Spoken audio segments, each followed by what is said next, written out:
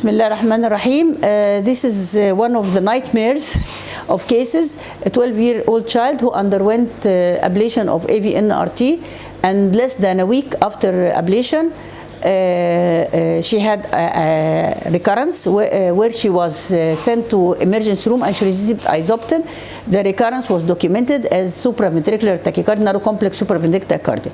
We revised the previous study, and there was a remaining jump and echo in the previous study, and because she was a child, no extra ablation was done. The child, when she came to the lab, this is her 12-lead surface ECG, measure the PR interval. This is narrow complex ECG.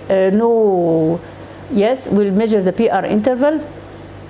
It's 100, PR interval is 140. Okay. When the child came into the lab, she was given sedation. One of them is Petidin. Her heart rate was fast, and then immediately she went into supraventricular tachycardia with incomplete right bundle. We can see that this is the CS caster, the green one. Shower cursor. This is the coronary sinus caster, was placed inside the coronary sinus, and this is his caster, and we can see that his VA all simultaneous. When you have a recurrent case, you have to exclude another mechanism. You have to. So when I saw this, I said, okay, it might be another mechanism. So we were lucky enough that she went into, show us. Yes, she went into supraventricular tachycardia or AVNRT with 2-to-1 conduction. This is pathognomonic of AVNRT. It is not atrial flutter. AVRT cannot be like this. Measure the RR, PPA interval, the same tachycardia cycle length, and the A of the his is earlier than the coronary sinus all through. She had this incomplete right bundle with the tachycardia. We haven't started any ablation yet, so we decided to do her the ablation. Give me the successful ablation site. The successful ablation site, not document. Okay, we ablated her. We got good junctional rhythm, and we have the fluoro. Can we get the fluoro, please? Had the fluoro of the two sites. That was easy. After the ablation, we had to study her, and during studying, while we were doing atrial pacing, atrial excess stimulation. Okay, we'll show you the site of successful ablation. This is the LEO view. We can see the coronary sinus high up. I pushed it high up, the His caster, and the His was recorded at 3 and 4 His. And the ablation through a long sheath in the post-receptor region. This is the LEO. Make it run, make it run. Yes, we can see that the ablation caster wants to go. سيبها ترجع تتحرك. سيبها تلعب. Play, please. Yes. When we are ablating, we got stable junctional rhythm, and we did not ablate during tachycardia because the tachycardia was terminating when we were moving the catheters. Okay, yes, menina. The REO view, and here is the REO view of the ablation away from the His. Then we have to induce, because the tachycardia, we have to make sure there is no tachycardia again. When we were pacing, the His caster pressing of the His caster, we got right bundle, and we got transient AV block. That was not during ablation, that was during manipulation of the His caster.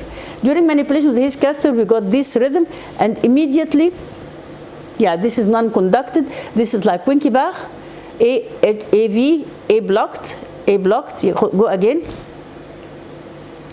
Immediately, I pulled all the casters, because this is 2-to-1, 2-to-1, 2-to-1, 2-to-1, 3-to-1, 2-to-1, 2-to-1, again, 2-to-1. Immediately, I pulled the catheter away from the His catheter. You see no recording of the His catheter. I also pulled the CS catheter, because the CS catheter, as we see in the LEO, had the LEO, that the His catheter was also at the septum. So the septum was pressed by the His catheter manually with me when I was kida, and the CS catheter was high up. So I pulled all catheters in order to minimize this trauma, and immediately the conduction was resumed, as we see. And then I have to see the atrial electrogram, so I came back with the CS catheter.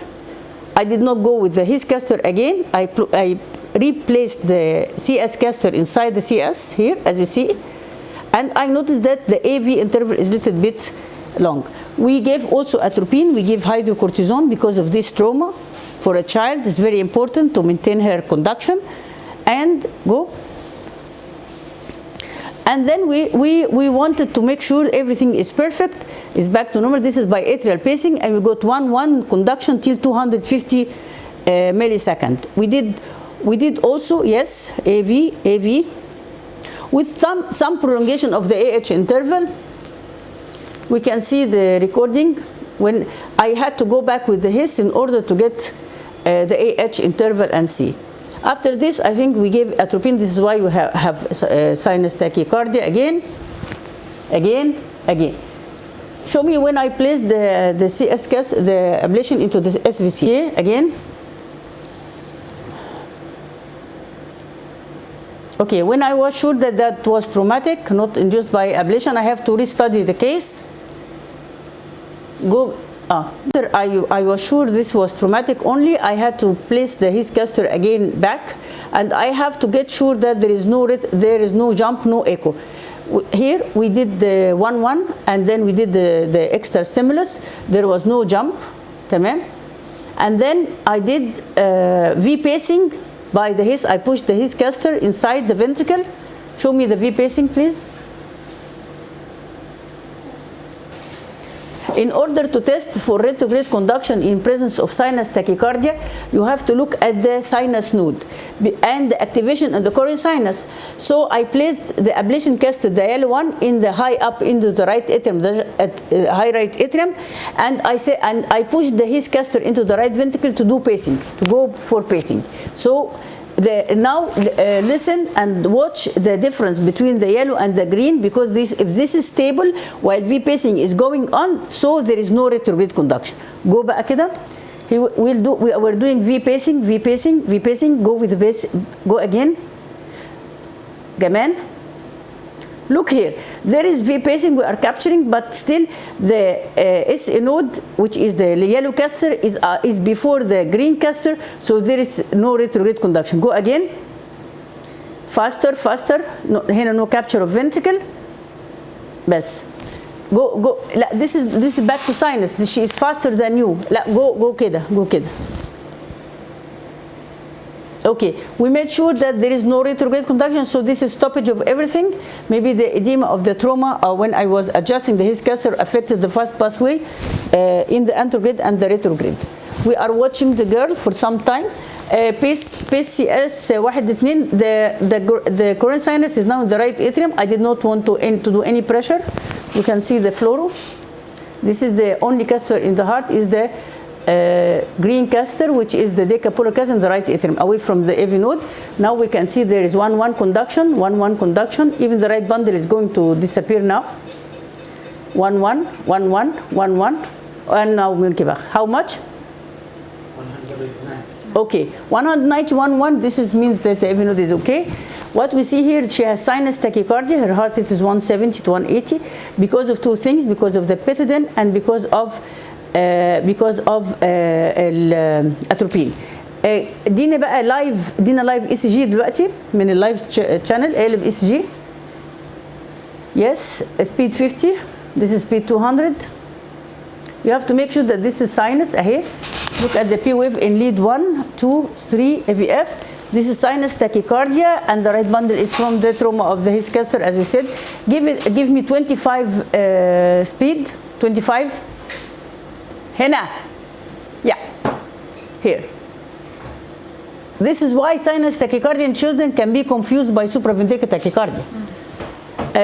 This is a case where you have to be very cautious with manipulation of the caster in anybody, or especially in children at the AV node, so that you don't do trauma and wait and panic.